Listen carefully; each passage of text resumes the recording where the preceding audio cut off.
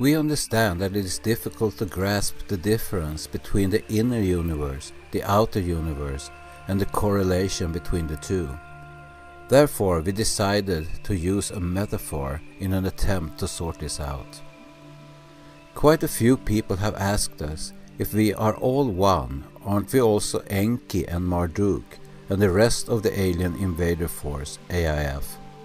If so, did we completely create the situation we're in? And if we did, how do we uncreate it? It is true that we are ultimately them, and they are ultimately us, and that we did create this situation for ourselves. But there is a catch to this, which makes it possible for beings like Enki and Marduk to manipulate us without us realizing that we are. It also makes it possible for us to manipulate each other.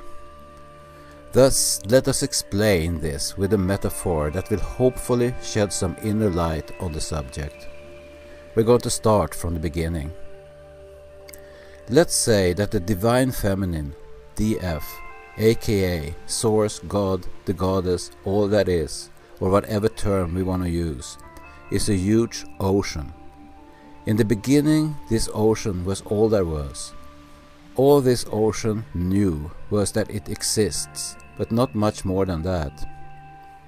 This ocean decided to find out more about itself, what it is capable of, its attributes, who it is, etc. Because there was nothing outside of this ocean, the ocean decided to divide and extend itself into smaller units to explore and learn. In its mind, it started dreaming and imagining that there could be something outside of it, although these thoughts were just a part of its own inner imagination.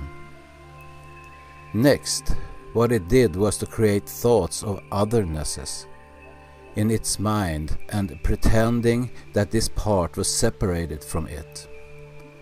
It sent out these thought forms in an imaginary outside location and let these separate parts of itself have their own uniqueness. We usually call these separatenesses oversouls, but we prefer to call them spirits. One of these spirits, the Queen, was put in charge to create universes, perceived to be outside of the ocean. We can metaphorically look at these spirits as numerous rivers flowing out in all directions from the essential ocean.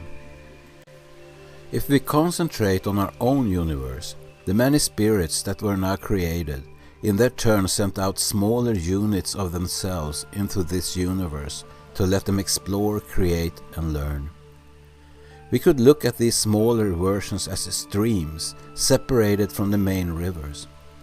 Each river has numerous different streams going in all different directions. These streams would be us, the souls.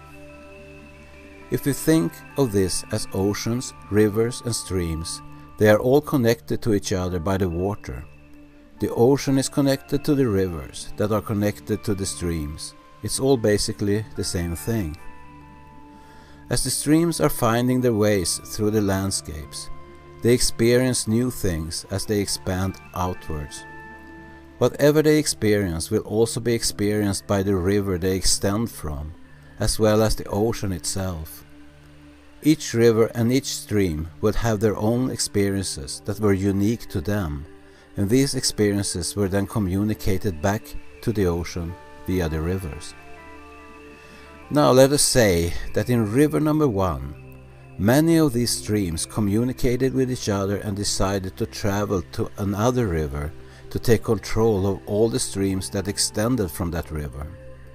So they did, and they also put up dams at the beginning of the streams, where they were previously connected to the river, preventing the water from connecting with the river.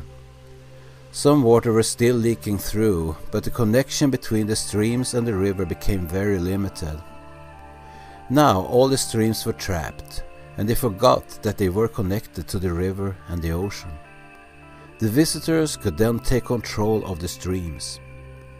The visitors started manipulating the streams, telling them they were something that they weren't, and that the visitors were gods to whom they must give their worship. The visitors are, of course, the AIF, and the streams are humankind.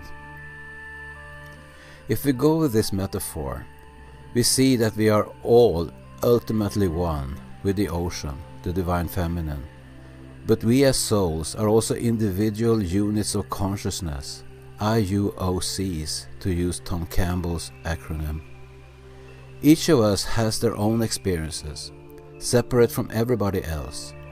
Although the AIF essentially are us on the ocean level, they are also separate units with their own experiences, unique to each one of them. Therefore, they are able to manipulate us without us being aware. We don't have their experiences, so they can take advantage of what we do not know and use that to their advantage. Thus we can say that we are them and they are us, but because of the original illusionary separation from the Divine Feminine, we are also unique and don't share other IUOC's experiences. Therefore, blaming oneself for what has happened is not very constructive. Blaming the AIF is equally not constructive because it doesn't solve any problems. So, what do? If we try to go outside ourselves into the outer universe, which is just a projection of the inner universe, we won't be able to solve the problem. We don't know how the technology these visitors used trapped us. We never developed that technology. And because they know how to hide from us, we can't really reach them either. The solution is not to fight them or try to look for solutions in the outside world. At best, it wouldn't lead anywhere, and at worst, it would make the situation worse, because in the outside world, the AIF are superior. We won't know how to remove the dams/grid they set up because we don't understand their technology. Instead, in order to shatter and crumble these dams, we go inside and work on ourselves so we can learn more about ourselves. In other words, we just continue doing what we, as souls, were always meant to do: explore, create, learn, and expand. What happens if we do? As our vibration increases and we become more powerful, the building dams will crumble and we find ourselves back to the river again. The AIF can't put up the dams again for those whose vibration is increased, because those souls have already seen through the trap and know how to get out. This can only be done by going back to Source, i.e. our inner universe, which is also the Divine Feminine's universe. They are one and the same. We are just smaller fractions of the whole.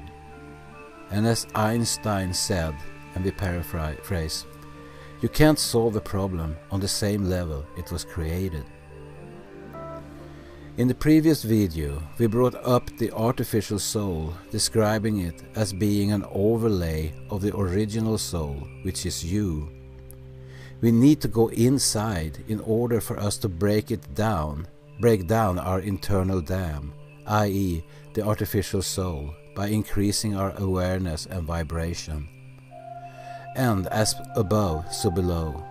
The outer grid is represented in each individual as the artificial soul, unto which we unwittingly give our spiritual power and our soul power. To be able to leave the matrix, we need to punch holes in the artificial soul first, which will reflect on the outer grid. Then we can leave. We hope this sheds some light on this subject. Please leave comments and/or ask questions. We don't pretend to have all answers, but the above describes quite well how we see it.